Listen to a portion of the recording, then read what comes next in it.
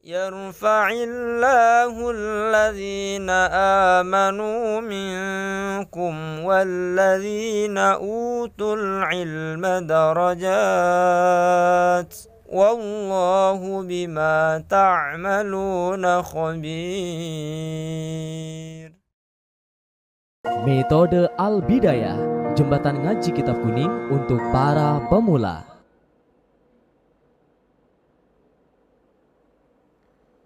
Bismillahirrahmanirrahim. Assalamualaikum warahmatullahi wabarakatuh. Alhamdulillah, pada kesempatan malam hari ini kita bisa melanjutkan kajian rutin kita tentang teori dasar ilmu nahwu yang insya Allah pada kesempatan malam hari ini kita akan menjelaskan tentang al-jawazim atau amil-amil jazm. Namun sebelum kita melanjutkan kajian kita tentang masalah itu, marilah terlebih dahulu kita membaca Al-Fatihah bersama-sama dengan sebuah harapan agar Allah memberikan kemudahan dan kelancaran kepada kita semuanya. Al-Fatihah. A'udzu billahi minasyaitonir rajim. Bismillahirrahmanirrahim. Alhamdulillahirabbil alamin, arrahmanir rahim, maliki yaumiddin, iyyaka na'budu wa iyyaka nasta'in. Ihdinas siratal mustaqim, siratal ladzina an'amta 'alaihim ghairil maghdubi 'alaihim waladdallin. Untuk mereview ulang bahwa kita sudah masuk pada pembahasan tentang fi'il mabni dan fi'il mu'rab. Sebelum membahas tentang fi'il mabni mu'rab, kita sudah mendasari para pemirsa dengan konsep hubungan antara amil dan ma'mul. Konsep mabni dan konsep mu'rab tidak memungkinkan untuk kemudian kita ajarkan sebelum kita memberikan pemahaman dan penjelasan tentang mabni konsep amil dan ma'mul. Sebuah kalimah ketika dimasuki oleh amil akan berubah harokat huruf akhirnya ketika kalimah tersebut termasuk dalam kategori mu'rab. Ketika termasuk dalam kategori mabni, maka ada atau tidak adanya amil tidak akan memiliki pengaruh atau efek terhadap perubahan harokat huruf akhir dari sebuah kalimat itu, gitu ya. Jadi kalau seandainya kita kemudian mencoba untuk melakukan pemetaan tentang pembagian fiil yang tiga itu, fiil madhi, fiil mudhari, dan fiil amar, sudah kita tegaskan bahwa fiil madhi itu mutlak mabni, tidak ada kemungkinan mu'rab. Fiil amar itu mutlak mabni, tidak ada kemungkinan mu'rab. Fi'il mudhari' ada kemungkinan mabni, ada kemungkinan mu'rab. Kapan fi'il mudhari' itu mabni? Kalau seandainya fi'il mudhari' itu bertemu dengan nun taukid dan nun niswah. Kapan fi'il mudhari' itu mu'rab? Kalau seandainya tidak bertemu dengan nun taukid dan nun niswah. Ketika kondisi fi'il mudhari' itu mu'rab lebih disebabkan karena tidak bertemu dengan nun taukid dan nun niswah, itulah kemudian konsep tentang amil, ma'mul, hubungan amil dan ma'mul itu masuk. Itu semacam itu. Ya. Jadi ketika fi'il mudhari' ini sudah masuk dalam kategori mu'rab, fi'il mudhari' ini misalnya, ini sudah masuk dalam kategori mu'rab, maka dia terpengaruh oleh amil. Konsep amil menjadi penting untuk kemudian diperhatikan. Amil ini tidak mungkin kemudian memiliki dampak apapun kalau seandainya fi'il itu bukan termasuk dalam kategori fi'il mu'rab. Ketika yang dimasuki amil adalah fi'il madhi, saya ulang-ulang ini, ya, karena kita memang targetnya pemula. Ketika yang dimasuki amil itu adalah fi'il amar, yang itu mutlak mabni. Ketika yang dimasuki amil itu adalah fi'il mudhari' yang bertemu dengan nun taukid dan nun niswah, maka amil ini tidak mungkin mempengaruhi. Amil nasab tidak akan memaksa, tidak akan mampu memaksa kalimat fi'il yang mabni untuk kemudian dibaca nasab. Begitu. Amil jazm misalnya tidak mungkin misalnya mampu mempengaruhi fi'il yang mabni untuk kemudian dibaca jazm, dan seterusnya. Jadi yang memungkinkan untuk kemudian dipengaruhi oleh amil adalah terbatas pada kalimat fi'il yang mu'rab, yaitu fi'il mudhari' ketika tidak bertemu dengan nun taukid dan nun niswah. Itu semacam itu. Kita kemarin sudah menjelaskan, coba disorot di sini, sudah tentang amil-amil nasab, yang itu kita secara umum ada 10 macam. Di mana 10 macam itu kemudian memungkinkan ada ulama, meskipun tidak kita bagi, tidak masalah sebenarnya. Ya, ada yang membagi menjadi dua. Ada ya amil-amil yang menasobkan fi'il mudhari' dengan dirinya sendiri tanpa ada bantuan an. Ada amil-amil yang menasobkan fi'il mudhari' yang dimasukinnya itu bukan karena dirinya sendiri, tapi karena ada bantuan an. Ya kan? Amil yang menasobkan fi'il mudhari' dengan dirinya sendiri itu ada an, ada lan, ada idzan, ada kai. Itu ada 4 itu. Sedangkan amil yang menasobkan fi'il mudhari' yang karena bantuan an yang tersimpan di dalamnya itu adalah lamukai, lamul juhud, hatta, jawabun bil fa, jawabun bil wawi, au, dan seterusnya ini ya, yang masuk dalam kategori di skema ini gitu ya. Kemarin kita sudah tegaskan bagaimana kita, karena memang tulisannya sama, bagaimana membedakan antara lamukai, lamut ta'lil dengan lam juhud. Itu sudah kita jelaskan kemarin bahwa lamukai atau lamut ta'lil itu yang memiliki arti alasan itu tidak didahului oleh kana yang dinafikan. Kana manfi. Kalau seandainya lam yang dikasroh yang masuk pada fi'il mudhari' yang kemudian menasobkan itu kemudian didahului oleh kana manfi, wa ma kana Allahu liyu'adzibahum wa ma kana Allahu liyu'adzibahum. Kata-kata liyu'adzibahum, lamnya di sini disebut sebagai lam juhud, lebih disebabkan karena ini didahului oleh kana manfi. Ini kemarin sudah kita jelaskan. Sekarang kita masuk pada al-jawazim atau awamilul jazmi. Ya. Gitu. Kita masuk pada awamilul jazmi sekarang. Ya, sorot ke sini. Awamilul jazmi. Amil-amil jazm, amil-amil yang menjazmkan. Fi'il mudhari' kalau seandainya dimasuki oleh awamilul jazmi ini, ketika ini berkategori mu'rab, lagi-lagi harus ditegaskan bahwa amil-amil itu hanya bisa berpengaruh pada fi'il yang mu'rab. Fi'il mudhari' yang mu'rab apabila dimasuki amil jazm, maka dia akan berhukum jazm. Ya. Itu semacam itu. Secara umum bisa dipastikan ya bahwa awamilul jazmi ini ada 2 macam. Ada yang yajzimu atau tajzimu fi'lan mudhari'an wahidan, fi'lan mudhari'an wahidan, mudhari'an wahidan. Ada yang yajzimu atau tajzimu fi'laini mudhari'aini, fi'laini mudhari'aini. Begitu. Ya, di sini dikatakan ini skemanya begitu. Secara umum ada 18 sebagaimana yang sering kita katakan. Ada lam, itu termasuk amil jazm. Lamma, itu adalah termasuk amil jazm. Alam merupakan gabungan dari hamzah istifham dan lam. Alamma merupakan gabungan dari hamzah istifham dan lamma. Ada lamul amri wad du'a, gitu ya. Ada la fin nahyi wad du'a, gitu. 1, 2, 3, 4, 5, 6, 7, 8, 9, 10, 11, 12, 13, 14, 15, 16, 17, 18. Ya, secara umum itu semacam itulah ya. Ada ya ini ya, nanti dihitung sendiri gitu ya. Itu semacam itu. Lah, secara umum yang namanya amil jazm itu dibagi menjadi 2. Ada yang menjazmkan hanya fi'il mudhari' 1, ada yang menjazmkan fi'il mudhari' 2. Yang pertama disebut sebagai fi'il syarat, yang kedua disebut sebagai fi'il jawab. Itu begitu. Yang pertama disebut sebagai fi'il syarat, yang kedua disebut sebagai fi'il jawab. Ini kalau seandainya menjazmkan 2 fi'il mudhari'. Akan saya jelaskan misalnya. Ya, jadi kategorinya ada 2.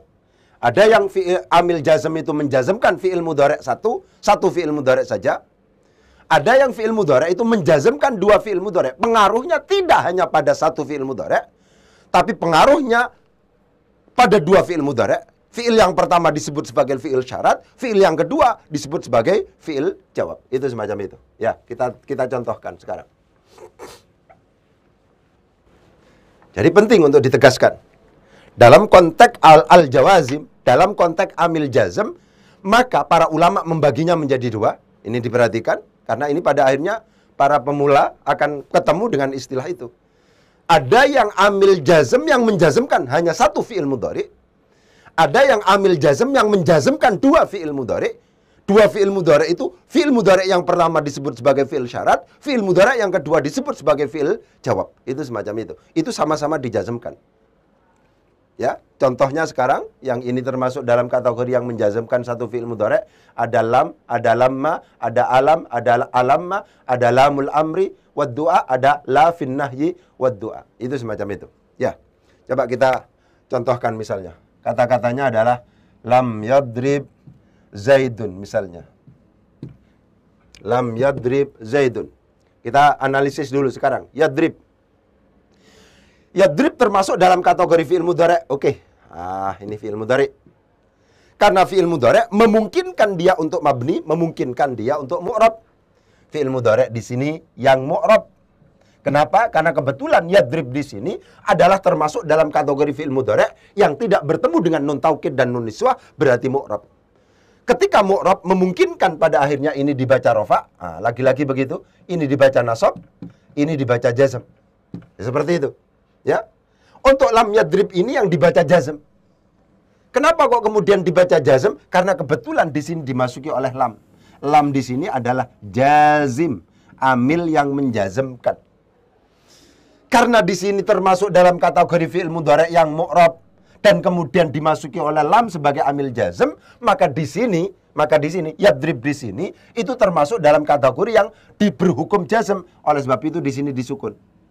Ya. Nanti jenengan akan berhadapan dengan jazm itu ada 3 macam. Tanda jazm itu ya. Jazm itu ada 3 macam atau di sini ya. Alamat jazm. Nanti alamat jazm itu ada 3 macam. Ada yang dengan menggunakan sukun. Ada yang dengan menggunakan hadfu harfil illati. Ya. Ada yang menggunakan hadfun nun. Tergantung. Ini misalnya lam yadrib. Ini sukun. Kalau hadfu harfil illati misalnya lam yarmi. Begini. Asalnya yarmi, ada ininya. Ini nih yang dibuang. Ya. Kemudian ada hadfun nun, misalnya lam yadribu. Begini. Asalnya yadribuna, misalnya begitu. Ya. Yang paling penting adalah bahwa yadrib di sini adalah berkategori fi'il mu'rab, karena fi'il mu'rab ya, maka memungkinkan untuk kemudian dibaca rofa, memungkinkan untuk dibaca nasab, memungkinkan untuk dibaca jazm. Untuk kasus lam yadrib di sini, karena kebetulan dimasuki amil jazm, maka fi'il mudhari' yang mu'rab ini itu harus dibaca jazm, berhukum jazm. Jazmnya di sini dengan menggunakan sukun lebih disebabkan karena fi'il mudhari' ini termasuk dalam kategori sahihul akhir walam yattasil bi akhirhi syai'un. Huruf akhirnya dalam hal ini ba, lam fi'ilnya itu berupa huruf sahih walam yattasil bi akhirhi syai'un, dan tidak bertemu dengan sesuatu, apakah itu alif tathniyah, waw jama', ya muannatsah mukhatabah, nun taukid dan nun niswah. Itu semacam itu. Jadi lam yadrib Zaidun. Lam yadrib tidak memukul siapa? Zaidun Zaid. Lam yadrib tidak memukul siapa? Zaidun Zaid. Itu semacam itu. Ya. Jadi saya kepingin menjelaskan tentang lam di sini, tentang lam di sini. Jadi kalau seandainya tentang lam.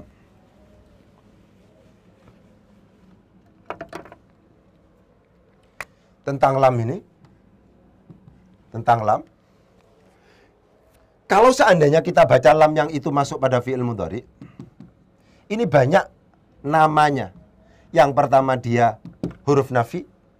Yang kedua dia itu huruf jazm. Yang ketiga dia itu adalah huruf qalb. Lam itu kategorinya ada 3 huruf ini. Disebut sebagai huruf nafi karena artinya menafikan, tidak.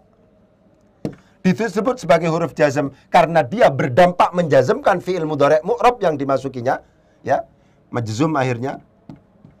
Ya. Disebut huruf qalb karena fi'il mudhari' ini, fi'il mudhari' yang dimasuki lam ini zamannya tidak lagi zaman hal atau istiqbal, tapi berzaman madhi. Qalb itu adalah merubah zaman mudhari' yang dimasukinya menjadi zaman madhi.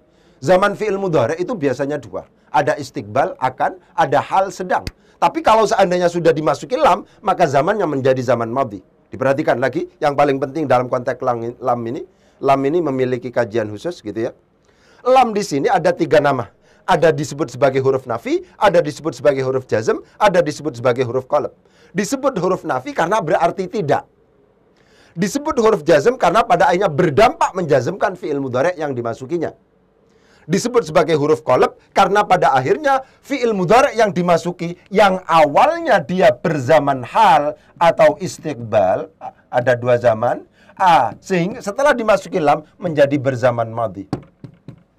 Ini penting untuk kemudian diketahui oleh para pemula. Apa yang dimaksud dengan huruf qalb itu? Maksudnya huruf qalb itu maksudnya dia mampu merubah zaman fi'il mudhari yang dimasukinya, yaitu fi'il mudhari itu awalnya zamannya hal atau sedang, istiqbal atau akan, menjadi zaman madhi. Dalam konteks tertentu pemahaman seperti ini itu harus diketahui. Saya memiliki obsesi, pokoknya pemirsa kalau seandainya terus menyimak akan sedikit demi sedikit pada akhirnya kenal istilah-istilah yang memang nyata ada di dalam konteks kajian ilmu nahwu. Itu semacam itu. Termasuk yang nyata ada itu adalah ini, qalb ini. Itu semacam itu. Ya. Jadi lam yadrib Zaidun. Sekarang lamma misalnya. Lamma yadhuqu yang termasuk dalam kategori yang tadi menjazmkan satu fi'il mudhari'. Lamma yadhuqu adzabal khuldi atau apa misalnya ya. Itu kurang lengkap sih. Lamma yadhuqu. Begitu. Ini kebetulan yadhuqu adalah fi'ilnya fi'il mudhari'. Dia termasuk fi'il mudhari' yang mu'rab. Kenapa kok disebut sebagai fi'il mudhari' yang mu'rab? Karena kebetulan tidak bertemu dengan nun taukid dan nun niswah. Lamma di sini adalah termasuk amil jazm, menjazmkan.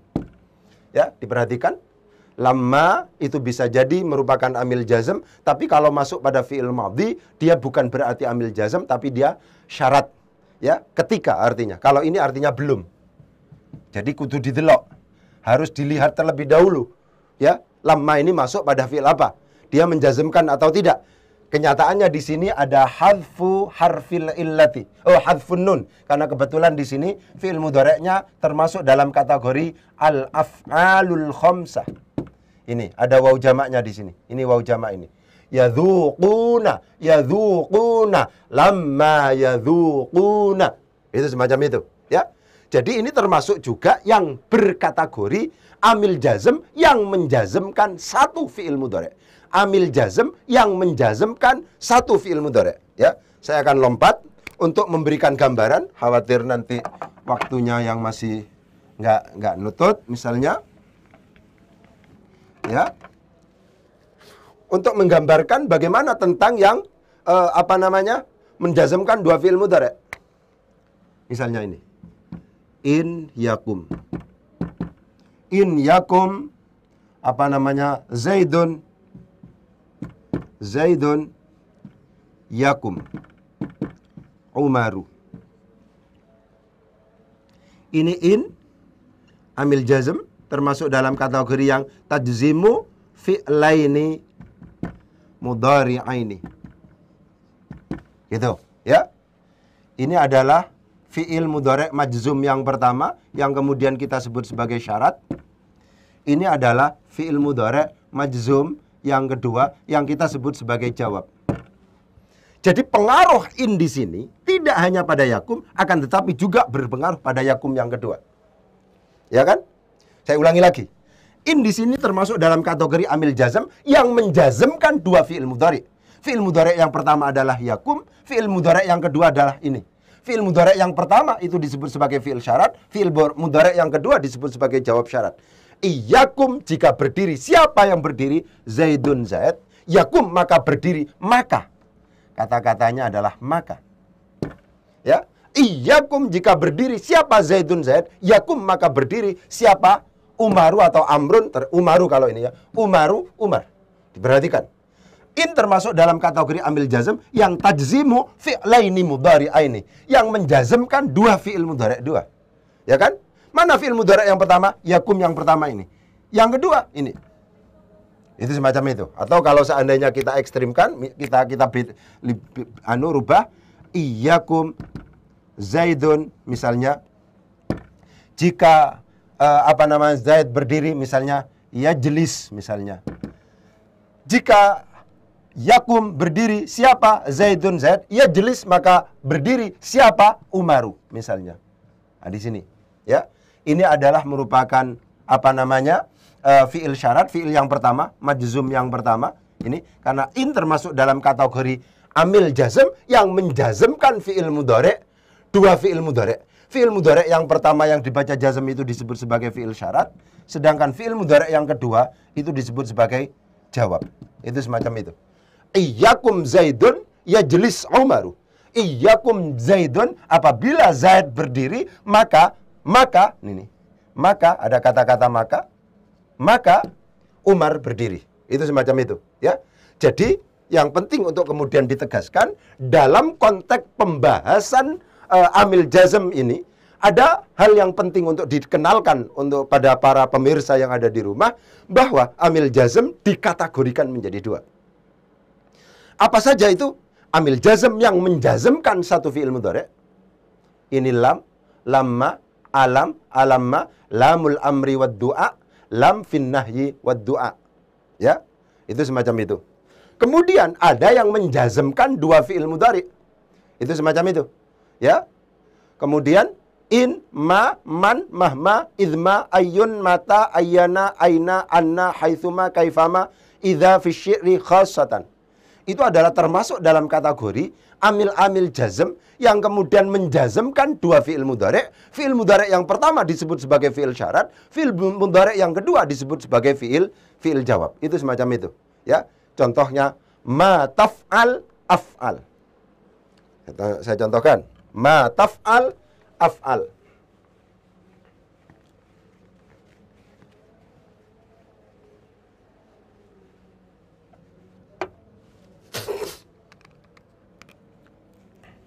Ini coba. Ma taf'al af'al. Ini disukun, ini juga disukun. Ma, jadi nama maf'ul bih di sini, jadikan maf'ul bih. Ma akan sesuatu taf'al yang kamu lakukan. Ya, ma akan sesuatu taf'al yang kamu lakukan. Di sini berdampak. Ini namanya syarat. Tapi dampaknya ini juga berdampak pada ini. Oleh sebab itu sama-sama sukun di sini. Ini namanya fi'il syarat, ini namanya jawab syarat. Jawab syarti. Itu semacam itu. Ya. Jadi yang paling penting adalah para pemirsa memahami dengan pasti bahwa amil jazm itu ada yang dampaknya pada dua fi'il mudhari'. Tidak hanya satu fi'il mudhari'. Itu yang paling penting.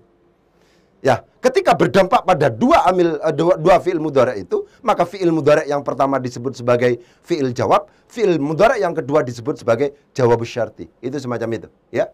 Jadi kategorinya seperti itu. Saya kepingin menjelaskan istilah-istilah yang muncul di sini. Ada lamul amri dan doa. Ada la fin nahyi wad doa. Itu, ya. Apa bedanya kata-kata amar dan doa? Gitu ya. Itu hanya istilah sebenarnya, penting untuk kemudian disebutkan. Ada lamul amri wad doa. Lamul amri, ya. Kemudian lamud doa. Ya, kemudian lamun nahyi, la fin nahyi wad du'a. La fin nahyi, la fid du'a. Ini yang penting untuk kemudian ditegaskan. Kata-kata amar namanya perintah. Perintah itu harus dari atas ke bawah. Atas ke bawah. Kalau yang namanya doa, ya, itu adalah dari bawah ke atas. Tapi sama persis. Ya. Misalnya kata-kata misalnya ini la takhaf. La takhaf misalnya. La, apakah nahi? Nahi itu larangan. Larangan itu berarti dari atas ke bawah. Kalau doa itu adalah permohonan sebenarnya, ya. Itu dari bawah ke atas. Kata-kata la takhaf, lamnya di sini memungkinkan untuk kemudian disebut sebagai la fin nahyi, memungkinkan juga disebut sebagai la fid du'a, tergantung konteksnya. Kalau seandainya dari pemimpin, dari orang yang tinggi ke yang bawah, itu namanya disebut sebagai lam nahyi. Kalau seandainya dari bawah ke atas, maka itu disebut sebagai lam fid du'a, la fid du'a. Pun juga demikian, lamud du'a, lamul amri. Kalau seandainya misalnya kata-kata liyumfiq,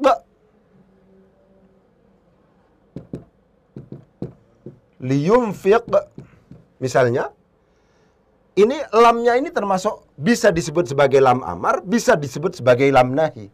Tergantung pada apa? Tergantung pada ini konteksnya apa. Kalau seandainya dari atas ke bawah, itu namanya disebut sebagai amar. Kalau seandainya dari bawah ke atas, ya, itu adalah permohonan, berarti itu adalah disebut sebagai lamud du'a. lamul amri, lamud du'a, itu tergantung kepada konteksnya seperti apa. Kalau dari atas ke bawah maka disebut sebagai amar. Kalau seandainya dari bawah ke atas namanya doa. Pun juga demikian, nahi. Nahi itu memungkinkan untuk kemudian disebut sebagai doa juga. Tergantung apakah larangan itu dari atas ke bawah atau dari bawah ke atas. Itu semacam itu, ya. Jadi penting untuk kemudian saya tegaskan dalam konteks ini tinggal membaca sebenarnya.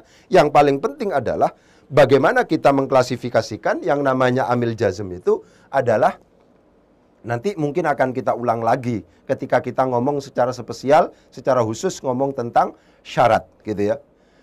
Jadi amil nasab itu dibagi menjadi dua yang kemarin, ya. Ada yang menasobkan dengan dirinya sendiri, ada yang menasobkan dengan bantuan an. Itu intinya. Amil jazm itu dibagi menjadi dua juga. Ada yang menjazmkan hanya satu fi'il mudhari, ada yang menjazmkan dua fi'il mudhari. Ketika menjazmkan dua fi'il mudhari, maka amil jazm ini berfungsi sebagai syarat. Mesti artinya tidak mungkin dianggap sempurna kalau seandainya tidak diberi kata-kata maka. Seperti yang sering saya tegaskan itu. Gitu ya. Ketika amil jazm ini juga berfungsi sebagai syarat, itu menjazmkan dua fi'il mudhari. Fi'il mudhari yang pertama itu disebut sebagai fi'il syarat, sedangkan fi'il mudhari yang kedua disebut sebagai fi'il jawab. Itu semacam itu. Apakah fi'il syarat, apakah fi'il jawab? Kalau seandainya sama-sama berkategori mu'rab, itu berarti tidak bertemu dengan nun taukid dan nun niswah, maka di situ pasti juga terkena dampak dari amil jazm yang juga berfungsi sebagai adat syarat itu. Maka fungsi atau pengaruh dari amil jazm yang berfungsi sebagai syarat ini itu adalah menjazmkan dua fi'il mudhari'. Fi'il mudhari' yang pertama disebut sebagai fi'il syarat, fi'il mudhari' yang kedua disebut sebagai fi'il syarat. Itu semacam itu, ya. Yang paling penting menurut saya adanya kesadaran itu bahwa yang namanya amil nasab itu banyak, sampai ada 10 misalnya. Yang namanya amil jazm itu banyak, sampai ada 18 atau lebih bahkan misalnya seperti itu, ya. Tinggal menghitung saja. Dan kategorinya dibagi menjadi dua. Kategorinya ada yang menjazmkan satu fi'il mudhari, ada yang menjazmkan dua fi'il mudhari. Ketika menjazmkan dua fi'il mudhari, maka amil jazm itu juga berfungsi sebagai adat syarat.